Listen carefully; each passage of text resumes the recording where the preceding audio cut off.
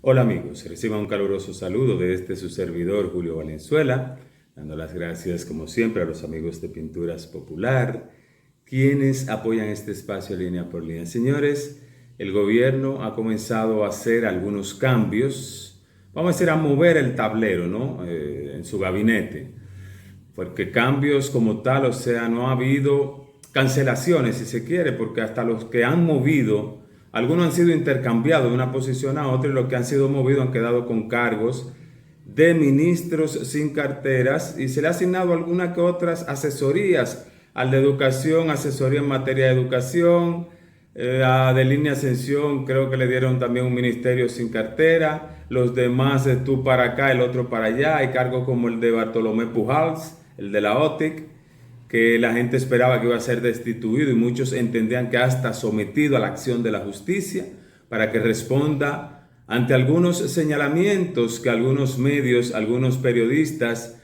y algunas personas de la sociedad civil han hecho, han señalado como actos que riñen con la moral y las buenas costumbres.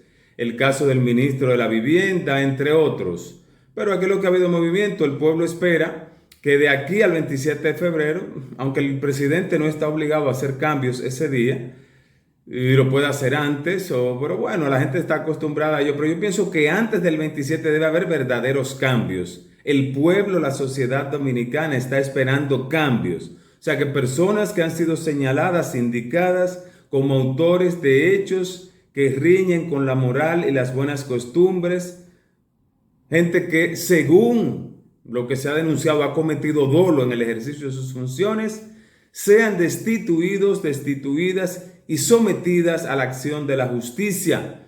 Que el Ministerio Público Independiente, de que tanto se habla en República Dominicana, actúe también con funcionarios del actual gobierno. Es decir, que el presidente, entendemos, como lo hemos dicho siempre, está bien intencionado, queremos y creemos que el presidente debe terminar bien, su popularidad sigue aceptable, es buena, no en los niveles que señalan algunos estudios, entiendo que están exagerados, pero el presidente es una persona que la gente le asume buena intención. Yo creo que él está bien intencionado, es el primer magistrado de la nación, siempre hemos externado nuestro respeto al primer magistrado de la nación, respetamos esa figura, respetamos al presidente, pero también exigimos al presidente que ante los señalamientos a funcionarios de su gobierno, el presidente actúe en este tiempo en que la población está exigiendo que el gobierno que se vendió, que el presidente que se vendió como un hombre de cambio, el gobierno del cambio, justamente realice esos cambios que el pueblo dominicano está esperando. Pero entre esos movimientos que hubo de una posición, lo está intercambiando, usted va para allá ahora y el otro va para acá. Hubo un cambio en el Ministerio de Educación, pero hubo un cambio también en el Ministerio de Trabajo. Quien funge como ministro de Trabajo es presidente ex oficio del Consejo Nacional de Seguridad Social y al cargo ha llegado el doctor Eddie Olivares, una persona que goza de cierto prestigio, porque es un profesional, una persona muy comedida, es una persona poco conflictiva. Fue juez titular de la Junta Central Electoral, asesor político, si se quiere asistente político, vamos a decir asesor, esta es la cuadra del PPH de Hipólito Mejía, y que ahora va al cargo de ministro de Educación y por ende le toca la presidencia del Consejo Nacional de Seguridad Social. Nosotros esperamos que en esta presidencia del Consejo de Seguridad Social muchas cosas cambien. Sobre todo ese miedo que observamos en muchos funcionarios, en muchos empleados hay miedo. Nosotros queremos pensar que es miedo y que no es por otra razón que vemos que, por ejemplo, voy a poner un ejemplo, se emitió una resolución, la 572-07, que permitía que las personas que estaban cotizando a reparto con 60 años o más de 20 años trabajado en el Estado, pasasen sin ningún tipo de restricción, como dice el numeral 1 de la resolución 572-07, a reparto. ¿Por qué? Porque reparto, que no es como me dijeron en el Consejo, nosotros hemos asistido a 2 secciones o a 2 invitaciones que nos ha hecho el Consejo de Seguridad Social, Una primera para que expusiéramos junto a mi esposa, que es la persona que está demandando ahora mismo, que se está acogiendo a la resolución 572-07, y se les rechazó, y voy a explicar por qué. Se les rechazó porque luego de emitir la resolución 572-07, como no hace ninguna excepción, todo el que cumpla con el requisito que establece la 572-07, que emanó del Consejo Nacional de Seguridad Social, órgano superior, órgano rector del Sistema Dominicano de Seguridad Social, podía pasar cumpliendo esos requisitos a recibir su pensión, el beneficio de la pensión, a través de la ley 379-81, que tiene todo lo que establece, con todos los beneficios que establece esta ley. Bueno, pues ¿qué pasó? Que tan pronto salió la resolución, parece que hubo pánico. El Consejo tiene algo que se llama el poder de veto, y hay 3 sectores que tienen ese poder de veto: el gobierno con sus representantes en el Consejo, el sector empresarial y el sector sindical. Pero, ¿quién ustedes creen que ejerce este poder de veto con mayor fiereza y más regularmente?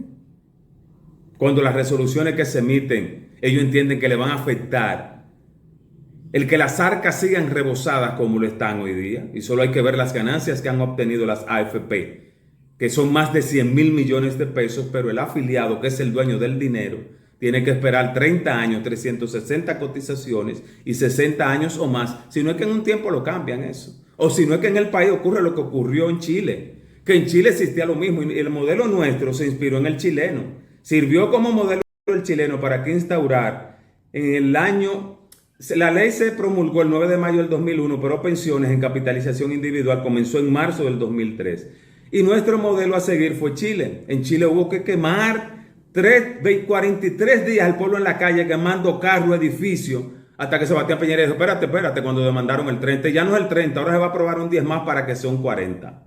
Aquí voté y un sinnúmero de personas, abogados, mira, como los afiliados, ahora en la pandemia, son los dueños del capital, vamos a devolverle un 10, un 20, un 30, pero ni un 5, ni un 10, ni un 20, ni un 30. Las ganancias que no mancan mensualmente son las de las AFP, que se embolsan decenas de miles de millones y han ganado más de 100,000 millones de pesos en República Dominicana. Bueno, pues mi esposa, acogiéndose a la resolución 572-07, solicitó ser traspasada de capitalización individual a reparto y se lo negaron, porque mi esposa se vio sin empleo en el año 2021 y acudió a un auxilio de cesantía por edad avanzada, porque no existía ningún mecanismo legal que le dijera: mira, no, lo que está otorgando capitalización individual, que se vendió en el país como la panacea, que era lo que venía a saldar la deuda del gobierno, del Estado con la sociedad, ha resultado en su aplicación que es totalmente mentira, que es miseria lo que da.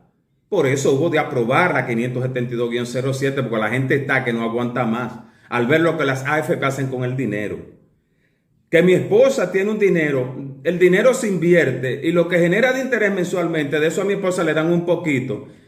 Y el que sobra ni siquiera se lo dan, lo pasan al fondo porque de ahí ya se alimentan, porque las AFP cobran una comisión del total. Y en el fondo de pensiones del país, en capitalización individual, hay más de 1 billón. Hay como 1.300,000 y pico millones. Vamos a imaginar para que tengan una idea. 1 billón es 999,000 millones, más 1.000 millones es 1 billón.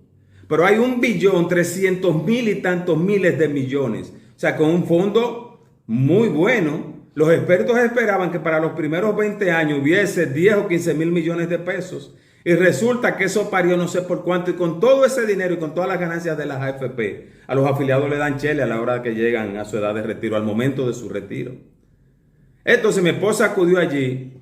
Señores, se lo negaron, pero mi esposa apeló ante quién, ante la DIDA, que es la Dirección de Información y Defensa de los Afiliados. Después que se tardaron muchísimo tiempo, y después mi esposa llamar y hablar de ese recurso de reconsideración, le contestaron, lo pasaron al Consejo.